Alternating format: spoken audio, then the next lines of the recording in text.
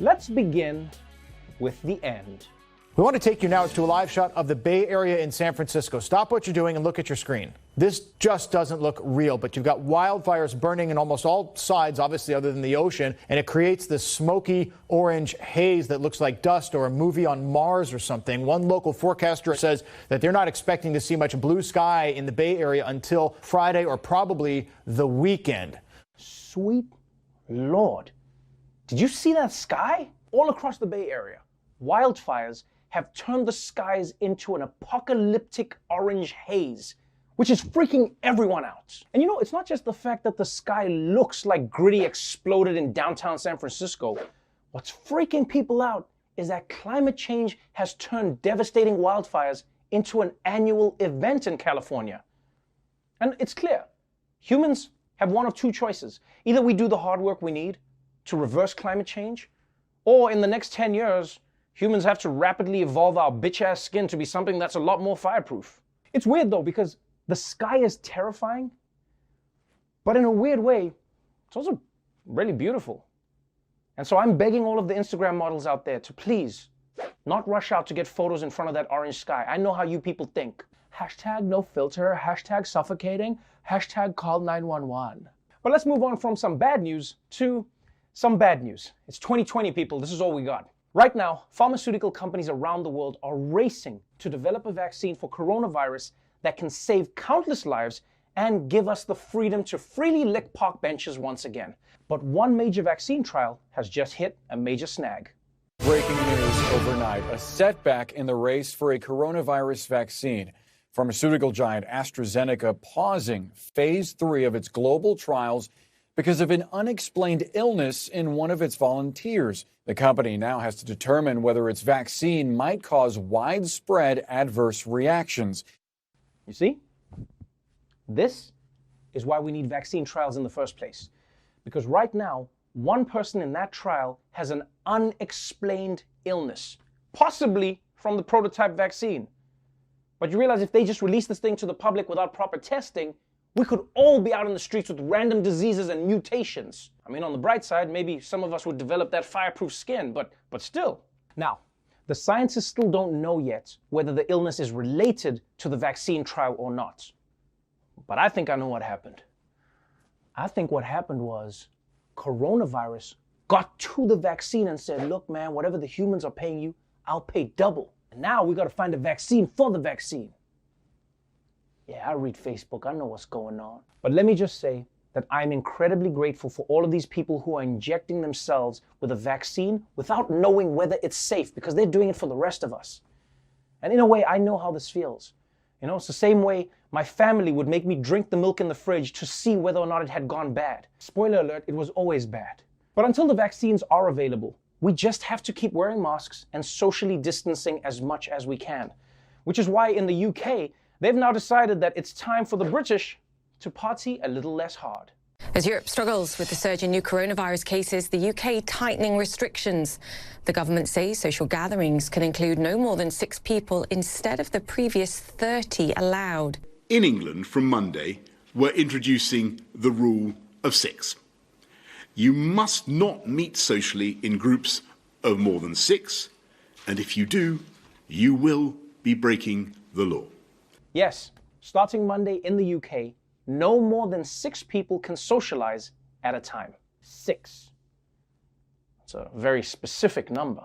It almost makes me think that Boris Johnson has a 7th friend that he's trying to kick out of the circle of friends. I don't understand, Boris. Why can't I hang out with the gang? Well, you see, there were already 6 of us here, and scientists say that 7 is COVID's favourite number. Well, what if I came early? Then I would just be the 3rd person. Oh, no, you'll always be the 7th person, no matter what time you arrive.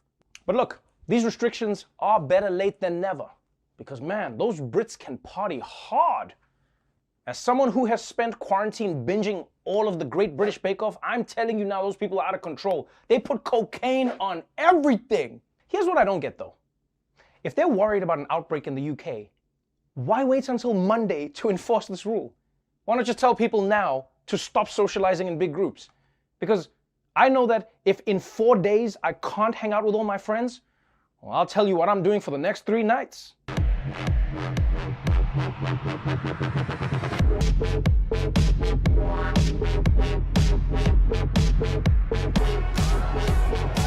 Everyone tested positive. Now, Corona isn't just canceling parties for the living, because in Los Angeles, even ghosts and goblins are now being told to stay safe. No trick-or-treating. That's what health officials in Los Angeles County are saying this morning. The Department of Public Health there is saying door-to-door for candy is just too risky this Halloween. They say it poses a higher risk for spreading coronavirus. Halloween is still more than a month away, but the department is hoping that this will give people enough time to find other ways to celebrate the holiday. They're encouraging online parties and contests and maybe some drive-through activities. Oh, are you serious? Trick-or-treating is canceled? This is awful! So what, I'm gonna have to mail all the kids in my neighborhood razor blades? Oh! And I'm gonna be honest, guys, I don't know if this is gonna work. First of all, I don't think 9-year-olds should be driving. That's just me, okay? And secondly, no drive-through experience ever ends the way you want. Hi, I'd like a full-size Snickers, please. Okay, 1 bag of pennies, is that all? Not pennies, candy bars. Okay, extra large bag of rusty old pennies. Pull up to the next window, please. In other news that's rocking LA, after years of hashtag Oscars so white, the Motion Picture Academy has announced a major rule change to hopefully make the Oscars hashtag so right. The Oscars are making inclusion a requirement for Best Picture consideration. Starting in 2024, those movies must meet diversity requirements in 2 out of 4 production categories, widening opportunities for underrepresented groups. They include women, minorities, and people with cognitive or physical disabilities. Promoters of the initiative say the changes will better reflect the diversity of the movie-going audience. So this is encompassing the totality of the people that actually work on a film. Oh shit. From now on, movies can only be nominated for Best Picture if they meet certain diversity thresholds? Wherever Martin Scorsese is right now, he is shitting himself. He's probably calling DiCaprio, begging him to make a plan.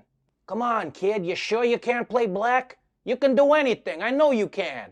Personally, I think this opens up a bunch of opportunities. I hope that long-running franchises will just switch up the races of people and never address it. Like, how dope would it be if in the next Batman movie, he's just Jamaican? Ayan ay bida Batman. Man. Wagwan. Did you gonna got safe for that thing? What do you want safe for that?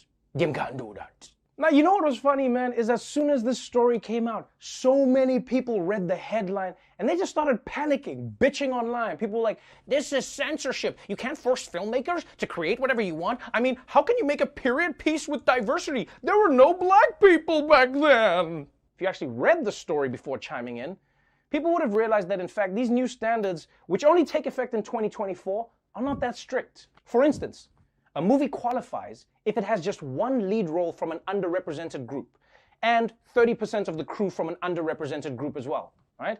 Or even if it has just 30% diversity in the marketing department or an internship program for an underrepresented group. And by the way, they define underrepresented groups as Black, Asian, Hispanic, Indigenous people, women, the disabled community, or members of the LGBTQ community. So in other words, it's super easy to meet this criteria. Now, I know that some people think that this might be the end of the movie industry. But I don't know, guys. I think with the right casting, diversity can add an exciting new perspective to any film.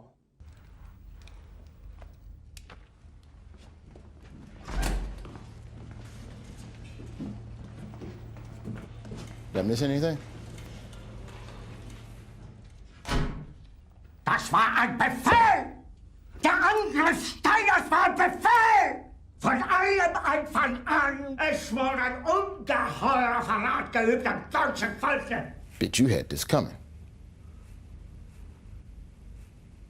Oh, what, y'all not gonna back me up? The Russians out in front of my house and y'all worried about not hurting this weirdo's feelings. Das ist aus. I was against this shit from the beginning. I told y'all, this dude is a clown. Franz, you don't remember that, Franz? You don't remember when I told you we shouldn't take orders from a dude with a little tiny broom for a mustache? No. Don't nobody want to listen to Roy. Y'all don't listen to me. Matter of fact, I'm starting to think y'all kind of racist. I'm getting a vibe. And look where that's got us.